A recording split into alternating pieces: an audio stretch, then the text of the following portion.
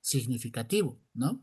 Porque el valor de P es mayor a 0.05, es 0.19, ¿no? Es un número mucho mayor. Entonces, en este caso, de este análisis que hemos hecho, el único que tiene una asociación estadísticamente significativa es el diagnóstico con el sexo. Entonces, seguramente en los datos o son los hombres o son las mujeres los que más deben enfermar de esa patología, ¿no? La segunda prueba que utilizamos es la prueba de TED-Stunets, que les había comentado anteriormente. Entonces, el doctor Copana también, ¿no? Para eso vamos al menú analizar, comparación de medias, cuando es una sola base de datos, y vamos a comparar dos subgrupos, entonces utilizamos prueba de T para muestras independientes, ¿no? Seleccionamos, ahí nos va a pedir las variables cuantitativas, por si acaso la prueba de T mide el promedio, ¿no? Compara los promedios de una variable entre dos grupos. Entonces, solo voy a poder ingresar variables cuantitativas, aquello que sea número, ¿no? Y aquí abajito aparece cuál es la variable de agrupación, ¿no? Entonces ahí tenemos la variable sexo y ahí seleccionamos los grupos, ¿no? Uno que era femenino, dos que era masculino, definimos los grupos y luego nos va a aparecer aquí, ¿no? Entonces, para la de toda esta tabla, solo usamos dos datos por variable. Uno, que es la columna de T, para esta fila que dice se asumen varianzas iguales.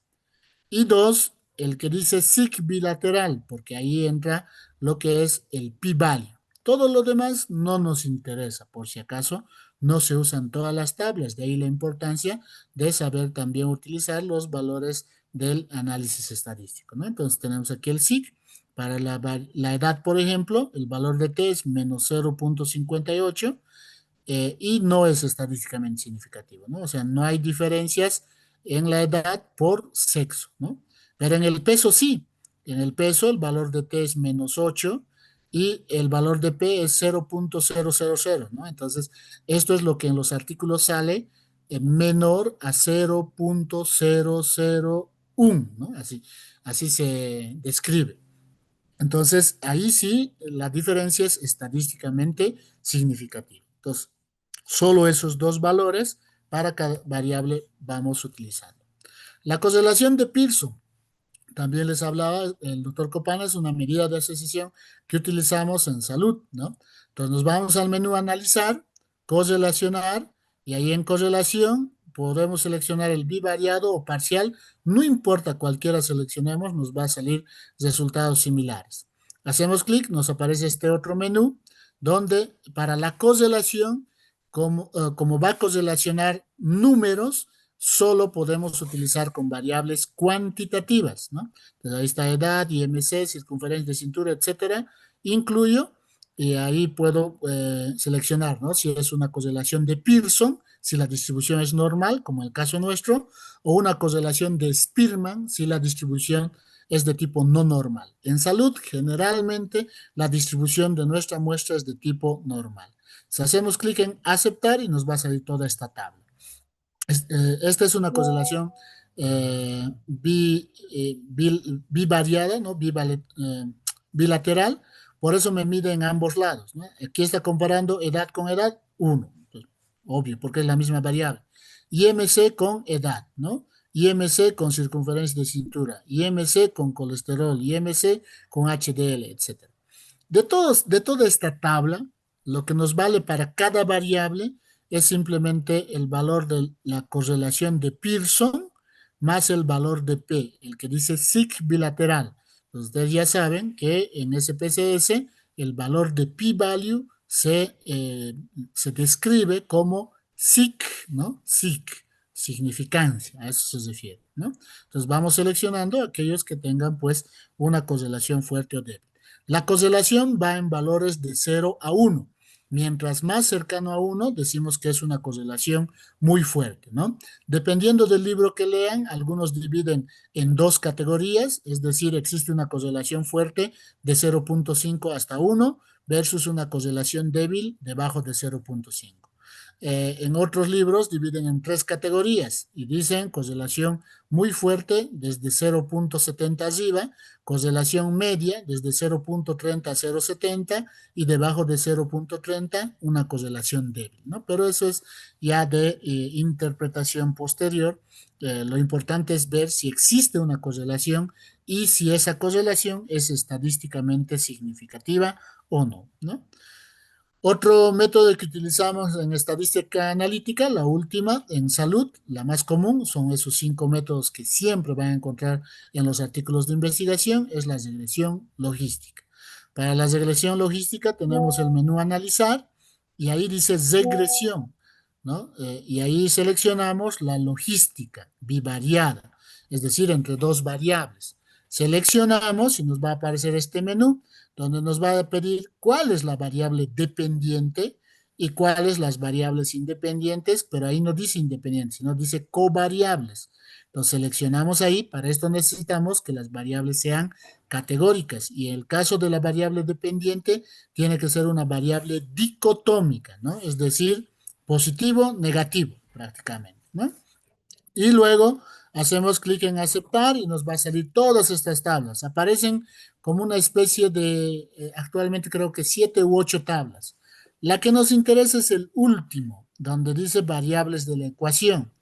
Y de esa, lo único que nos va a interesar es el que dice xb. Este exponencial b hace referencia al exponencial del coeficiente de regresión. Esta beta es el coeficiente de regresión.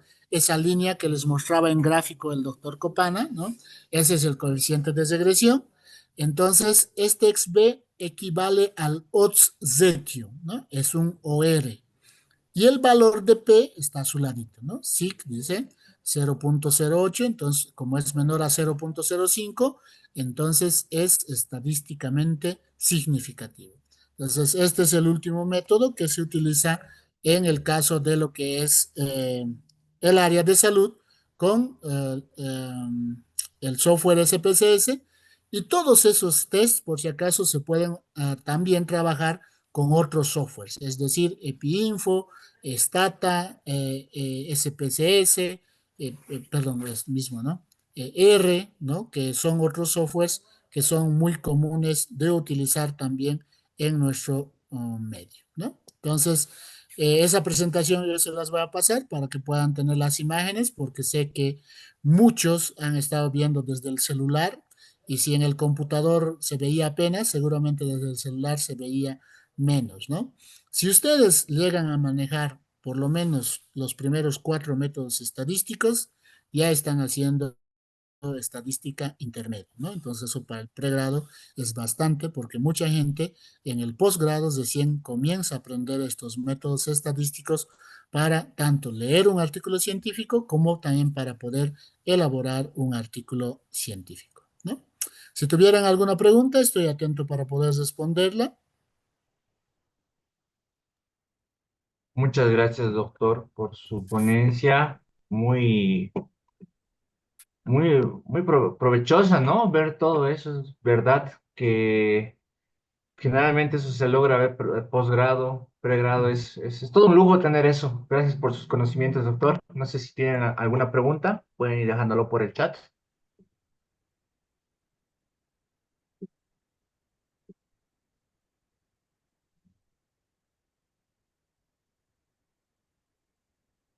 Creo que no, ¿no? Entonces, Ah, como tenemos todavía 5 minutitos, voy a aprovechar para lo que les había mencionado anteriormente, de hacer un ejemplo de este Excel intermedio que a ustedes ya les sirve para todos sus trabajos de investigación. Ya voy a volver a compartir la pantalla y vamos a sí, doctor. utilizar estas tablas dinámicas de manera sencilla, como va a ser como unos 5 pasos aproximadamente que vamos a llegar a hacer. ¿Ya? Entonces, ahí estoy compartiendo la pantalla. Y esta es la base de datos que les decía que les puedo compartir porque es una base de datos de ejemplo, ¿ya? Donde la mitad de los datos son reales y la otra mitad de los datos son generados por inteligencia artificial, son falsos, ¿no? Entonces, con el fin de ejemplo, para justamente generar análisis, debate y lo demás, ¿no? Entonces, una vez que tengo mi base de datos, lo primero que tengo que hacer es filtrar mi base de datos. Entonces, para eso utilizamos el menú filtro. ¿A qué nos referimos con filtrar? Que en cada columna todos los datos estén bien escritos. ¿A qué me refiero? Por ejemplo, alcoholismo dice aquí. Sí, no son las opciones. ¿Qué pasa si he escrito un no en mayúscula? Cuando esté analizando los resultados, me va a reconocer como tres tipos de categorías: un sí, un no con minúscula y un no con mayúscula. Entonces, eso debemos evitar. Fíjense aquí, no me aparece esa parte, pero cuando ya esté haciendo la tabla, me va a aparecer como si fuera una categoría distinta. Entonces, todo eso debo ir verificando. Debo ir verificando que no haya celdas vacías. Si hay celdas vacías, dos opciones. Podemos quitar todo el sujeto, toda la fila, o buscar nuevamente en la historia clínica y complementar esa variable que nos está faltando, ¿no? Entonces, columna por columna debemos ir viendo eso para que la base de datos esté saneada. En este caso particular, esta base de datos ya está saneada, entonces no tiene mayor dificultad, ¿no? Lo voy a filtrar de menor a mayor y ahí tenemos todos los datos. Los tres tipos de variables que habíamos hablado. Aquí tenemos una variable de sexo, que es una variable nominal, ¿no? Pues masculino y femenino no tienen un orden específico. Aquí tenemos otra variable que es palabra, pero que sí tiene categorías, ¿no? Nivel educativo. Entonces, el que estudió primaria estudió menos que el que estudió hasta secundaria y este menos que el que acabó la universidad, por ejemplo, ¿no? Entonces, ahí tenemos categorías. Diagnóstico, lo mismo. El que tiene normoglicemia, ¿no? No va a ser diabético, y el que tiene glicemia alterada en ayunas tiene una glicemia mayor que el normoglicémico, ¿no? Entonces están ahí todas las categorías, ¿no? Y ahí vamos teniendo. Y las variables cuantitativas, ¿no? Que aquí hablábamos de índice de masa corporal, peso, talla, ejemplo, ¿no? Lo primero, convertimos en una tabla anidada esto. ¿Cómo hacemos? Podemos seleccionar de manera manual, así jalando hasta el último, o dependiendo de su computadora, utilizar el comando control E o control A. Y ahí seleccionamos toda la tabla en uno.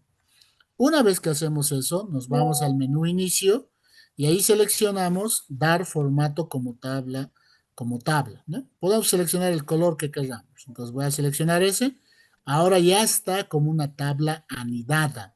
Es decir, cada celda no está funcionando de manera independiente, sino todas las celdas están interrelacionadas. Y ahora sí, los dos menús que habíamos ido mencionando. El primero, insertar, menú insertar, en la tercera pestañita, tabla dinámica. Hago clic aquí desde un rango de tabla, me dice, me va a seleccionar todo esto. Me aparece este menú, hago clic en aceptar y me va a generar una nueva hoja, hoja 1, ¿no? Entonces ahí está la tabla y aquí están las variables, ¿no? Entonces aquí tengo las columnas, filas y valores. Voy a ir viendo. Lo que hicimos hace rato. ¿Cuántos diabéticos por sexo hay? Veremos, ¿no? Entonces, la variable sexo lleva a columna, la variable diagnóstico a fila. Ahora en valores tengo que colocar cualquiera de las dos variables. Puedo bajar el diagnóstico, fíjense, 370 casos, tantos varones, tantas mujeres, o la otra variable, la misma variable sexo, voy a llevar, me sale lo mismo, ¿no? Pero tiene que ser una de estas variables que esté usando, por si acaso. Si no, me puede salir otros valores si es que tengo alguna celda vacía. Entonces, en dos clics ya hemos hecho una tabla descriptiva de nuestros casos. Pero aparte de lo que es el conteo, quiero tener también el porcentaje. Entonces, la misma variable vuelvo a bajar en valores, me ha vuelto a repetir el conteo, pero no quiero el conteo, sino quiero en porcentaje. Hago clic en esta pestañita, configuración de campo valor, lo que les decía, está en las diapositivas eso, y aquí dice resumir valores como recuento. No quiero el recuento. Hago clic en esta pestañita que dice mostrar valores como. Y ahí selecciono porcentaje de columnas. Hago clic en aceptar y ahí ya me sale, ¿no? Por ejemplo, del total de los varones, 6% eran diabéticos, 34% tenían glicemia alterada en ayunas y 58% normoglicemia. En mujeres, apenas 0,83% era diabética, 34% tenían glicemia alterada en ayunas y un 65% era normal, ¿no? Entonces esta tabla lo puedo editar, por ejemplo, en vez de cuenta, solo colocar N y aquí el porcentaje, ¿no? Lo mismo para el resto, lo puedo ir achicando, lo puedo poner en otros colorcitos, etcétera, ya para presentar mis resultados, ¿no? Entonces fíjense cómo con unos cuantos clics hemos logrado hacer esto, ¿no? El otro ejemplo nos decía por grupo etario. Voy a hacer lo mismo, vuelvo a mi base de datos, coloco mi cursor en cualquier parte de la base de datos, voy a insertar tablas dinámicas o ahora, como el Excel ya viene con inteligencia artificial, nos recomienda tablas dinámicas, ¿no? Aquí dice tablas dinámicas recomendadas. Entonces ahí fíjense, la promedio de edad por grupo etario, o sea, me aparece cualquier cosa muchas veces, es mejor guiarme por mis objetivos, ¿no? Los voy a seleccionar tabla dinámica desde una tabla o rango, aceptar y ahí nuevamente. Ahora quiero utilizar la variable de edad, lo que hace un momento veíamos para agrupar. Entonces, si coloco la variable edad, me va a aparecer todas las edades de las personas, ¿no? Entonces, cada edad es variada. Fíjense, tengo casi de esos 370 casos, 186 edades diferentes, ¿no?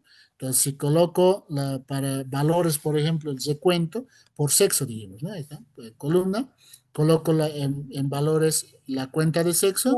Entonces, fíjense, en 20 ahí hay 6 personas con la misma edad, pero hay muchos con un solo sujeto. Entonces, ¿qué es lo que necesito hacer? Agrupar esta variable. Entonces, cuando hago clic en esa variable, me aparece automáticamente esta pestaña que dice analizar tabla dinámica, ¿no? Entonces, me aparece esa situación. Y en esa variable podemos ir agrupando o desagrupando lo que es la variable, ¿no? Podemos crear un grupo de selección aquí. Bueno, no me está permitiendo porque aquí seguramente está con comas decimales, hay algún error que debo corregir todavía en la base de datos, ¿no? Si no tuviera eso, sí me va a aparecer para poder agrupar. Ejemplo, en vez de la variable edad, vamos a colocar la variable peso. Entonces tengo la variable peso que es cuantitativa. Igualmente no me permite agrupar, ¿no? Debe haber algún error en la base de datos, pero que puedo ir creando grupos de selección. Bueno, aquí me ha generado con el tema de peso, ¿no? Fíjense, crear grupo de selección, ¿no? Entonces ahí me va a ir dando los rangos. Comenzar en 47, que es el peso más bajo, voy a ponerle 40. Y terminar en el peso más alto, siempre el superior, 140. Cada 10 hago clic en aceptar y según el peso ya me lo ha agrupado automáticamente, ¿no? E igual que hace rato, podemos no solo tener la cuenta, sino también el porcentaje, agregando una variable más y colocando el porcentaje de columna, ¿no? Entonces esto lo pueden hacer en cualquier computador, no necesitan instalar nada. Pero la parte más bonita de estas tablas dinámicas, que supera incluso al SPSS, Stat, etcétera, porque salen gráficos muy buenos, es el insertar gráficos. Entonces vuelvo a mi base de datos, hago clic en insertar y esta vez en vez de tabla dinámica voy a elegir gráfico dinámico. Hago clic en gráfico dinámico y automáticamente me va a aparecer esto. Hago clic en aceptar y ahora me aparece una tabla y al lado un gráfico. Por ejemplo, ese de sexo por diagnóstico lo vamos a graficar. El sexo en leyenda, que era la columna, y diagnóstico en la fila, dijimos, ¿no? Ahí está. Y lo que queríamos en valores pusimos sexo, pero en vez de cuenta vamos a calcular el porcentaje por columna, ¿no? Para ver la diferencia de prevalencias. Y ahí tengo mi gráfico con las prevalencias donde puedo observar las diferencias que existen. Hago clic en este más, en este gráfico, puedo agregar la tabla de datos y con ello ya tengo mi gráfica donde puedo observar que la prevalencia de diabetes era mayor en hombres que en mujeres, ¿no? Entonces puedo hacer de manera rápida ese tipo de gráficos. Puedo nuevamente colocar en cualquier parte de la tabla, insertar gráfico dinámico. Creo que aquí no nos da la opción de recomendación de gráficos, pero podemos ir haciendo manualmente, ¿no? Nuevamente, quisiera ver si por nivel educativo existe una mayor proporción de diabéticos en algún grupo. Entonces una de las variables voy a colocar en valores y nuevamente no quiero el número porque el número puede ser confuso, ¿no? No confuso, sino me puede generar una interpretación inadecuada. ¿A qué nos referimos? La cantidad de diabéticos es muy pequeñita, apenas son 11, ¿no? Mientras que los que tienen normoglicemia son 230, entonces son muchos. Entonces eso me puede generar una mala interpretación de los datos y por eso siempre trabajamos con porcentaje. Entonces cambio configuración de campo de valor y solamente coloco porcentaje de columnas que generalmente usamos y ahí vemos que no hay mucha diferencia, ¿no? Por ejemplo, hay un diabético por cada grado, ¿no? Prácticamente dos diabéticos por cada grado. En glicemia alterada en ayunas, pueden decir que hay una mayor proporción en los de nivel primario, pero es muy pequeñito. Esas diferencias no son estadísticamente significativas. E incluso eso podemos ver en esta gráfica. Hago clic en agregar y pongo las basas de error. Si las basas de error se solapan, quiere decir que esas estadísticas, perdón, esas diferencias no son estadísticamente significativas, ¿no? Si las basas estuvieran completamente distantes, ahí sí podríamos decir que es estadísticamente significativo, ¿no? Pero bueno, eso como algo ya adicional, ¿no? Entonces, esto lo pueden trabajar con el SPSS y pues eh, perdón, esto lo pueden trabajar con con el Excel y ya pues después ustedes lo pueden ir graficando, haciendo tablas, pueden ir jugando con lo que es la base de datos, ¿no? Entonces yo les facilito, si tienen ustedes una base de datos mucho mejor, pueden analizarlo a través de esta vía. Esta base con este análisis que ya hemos hecho, se lo voy a compartir al organizador, a Mijail, y con ello, pues, él se los estará compartiendo para los que gusten, ¿no? Bueno, Doc, tenemos sí, aquí dos preguntitas, por ok. favor. La primera es, ¿qué recomendaciones tiene para quienes no dominan software estadístico, pero necesitan hacer un buen análisis? Uno, buscarse alguna persona que los pueda colaborar, un tutor estadístico, ¿no? Entonces, cosa de que él les pueda colaborar en lo que es el análisis estadístico y con ello lo puedan desarrollar. Dos, tutoriales. Ahora, con el tema de la era de la tecnología, todo está en YouTube, ¿no? Si esto les ha parecido muy rápido, recuerden que todo esto que hemos visto, por ejemplo, hay gente que lo aprende en maestrías, ¿no? En diplomados. Entonces, si les parece muy complejo, no se hagan mucho problema, porque sí es complejo, ¿no? No es algo muy sencillo. Entonces, en los tutoriales, ustedes van, por ejemplo, quiero hacer una prueba de chi cuadrado, no sé cómo. Prueba de chi cuadrado en SPSS. Entonces, me va a aparecer el tutorial, ¿no? Y ahí está. Tres, inteligencia artificial, ¿no? Entonces, me entraré a ChatGPT y le digo, describe los comandos para calcular el chi cuadrado en el SPSS y me va a dar la secuencia de pasos que hoy les he mostrado manualmente, pues me va a pasar. Lo que sí hay que colocarle muy bien la orden, ¿no? En la versión 26, en la versión 27, porque obviamente cambian los pasos, ¿no?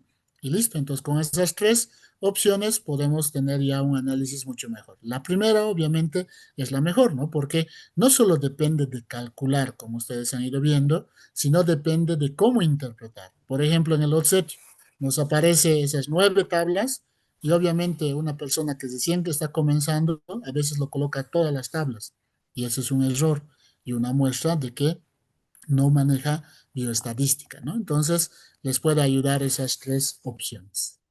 La siguiente pregunta, ¿cuál era, Miguel? Sí, Doc.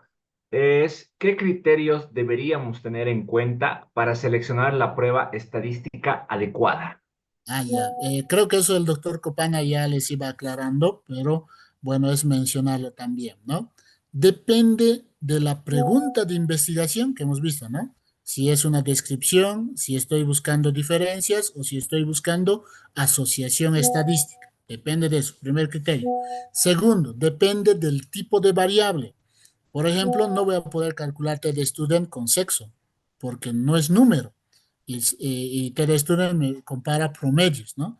O correlación, no voy a poder hacer correlación con diagnóstico, porque es una variable cualitativa, ¿no? Entonces, obviamente eso, dependiendo del tipo de variable, voy a tener que utilizar uno u otro test. Entonces existen muchas tablitas en la web que ustedes pueden encontrar, ¿no? Donde les dicen, dependiendo del tipo de variable, qué tipo de test podemos utilizar. Chi cuadrado, por ejemplo, para variables nominales y cuantitativas, te de student una variable dicotómica, ¿no? Que en este caso era sexo, versus perdón, diagnóstico de sí, no, pero dicotomizado, versus una cuantitativa, correlación las dos cuantitativas, objetio una ordinal versus una dicotómica y así sucesivamente. Entonces, depende mucho de qué ustedes estén haciendo, ¿no?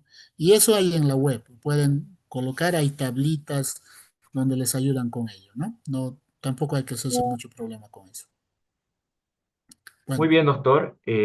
Nos vamos a poner en contacto con usted para que nos facilite, por favor, el material. Sin ujú. antes decirle muchas gracias por su excelente ponencia. Ha sido sumamente enriquecedora por parte del Club Walter Dandy. Para todos nosotros, valoramos mucho su tiempo y conocimiento y esperaríamos poder contar con su apoyo en futuras actividades. Con esto vamos a dar finalizada la sesión del día de hoy. Muchas gracias a todos por haber asistido. Vamos a ir subiendo el video también después, correspondientemente. Gracias. Bueno, muchas gracias y hasta otra oportunidad. Hasta luego, doctor. Muchas gracias.